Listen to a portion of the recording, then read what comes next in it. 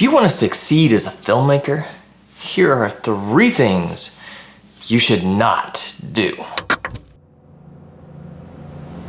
There are plenty of things that you should do as a filmmaker, but oftentimes we forget the things that we shouldn't do. Sure, there is an argument for focusing on what is good, and it will filter out the bad.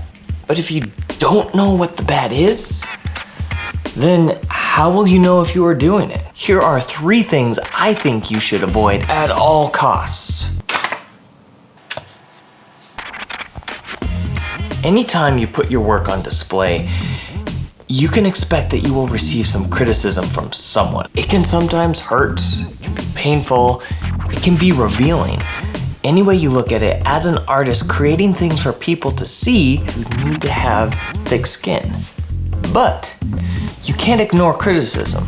People giving you their opinions is one of the most valuable assets we have as filmmakers. And if you ignore it, there's very little chance you will actually improve. Criticism can open up your eyes to areas that need improvement, and without it, you may have thought your work was already perfect.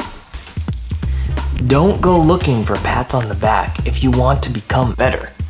Criticism is not always helpful, but when you can identify when it is constructive, don't ignore it.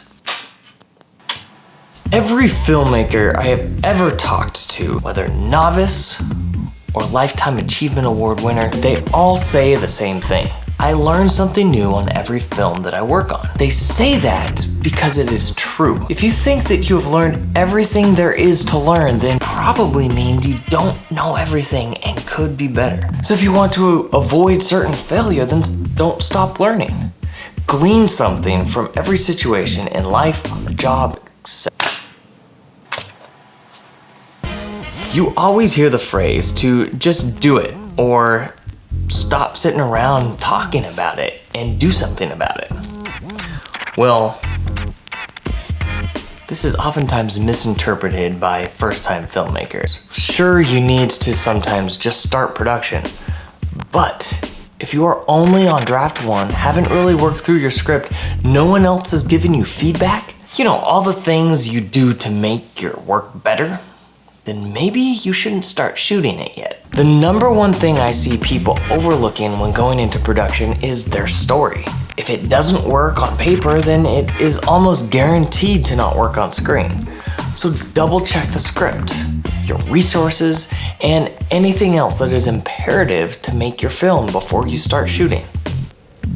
I'd love to know what things you avoid. Let me know in the comments below. If you have any questions for me, I'm on Facebook, Instagram, Twitter, Snapchat. Like and share this video with someone who could benefit from it, and I really hope that this will help you to succeed, to get your stories told and shared with the world.